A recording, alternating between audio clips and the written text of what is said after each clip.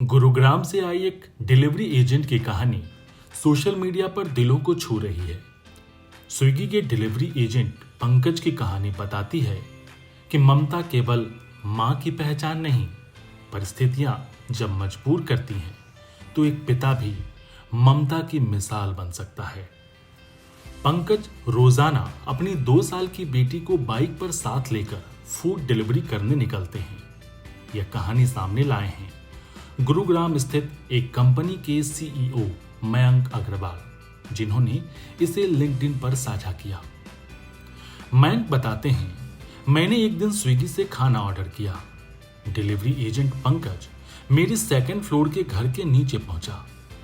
मैंने उसे ऊपर आने को कहा, तभी मुझे फोन पर किसी छोटे बच्चे की आवाज सुनाई दी। मैंने पूछा, क्या तुम्हारे साथ कोई बच्चा है? उसने कहा, हाँ। मैंने कहा, तुम रुको, मैं नीचे आता हूं। नीचे जाकर मयंक ने देखा कि पंकज अपनी छोटी बेटी के साथ बाइक पर खड़े हैं। पंकज ने बताया कि उसकी बेटी का नाम टुनटुन है और जन्म के कुछ समय बाद ही उसकी मां का निधन हो गया था। शाम के वक्त घर में कोई नहीं होता। बड़ा बेटा कोचिंग चला जाता है। बच्ची को छोड़ने के लिए कोई नहीं है, इसलिए उसे साथ लाता हूं। पंकज ने ये बातें मयंक को बताई। मयंक ने लिखा कि कुछ ग्राहकों ने पंकज से यह भी कह दिया, अगर तुम नहीं संभाल सकते तो घर पर बैठो, बच्ची होना तुम्हारी समस्या है। मयंक कहते हैं, यह सुनना परेशान करने वाला था। हम बतौर समाज किस दिशा में जा रहे हैं? लेकिन पंकज के चेहरे पर कोई शिकवा नहीं था, सिर्फ एक शांत मुस्कान।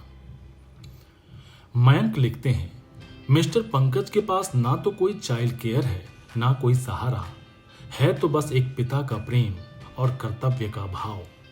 वह हर दिन बच्ची के साथ काम पर निकलते हैं। उनकी मजबूरी ही उनका हौसला बन गई है।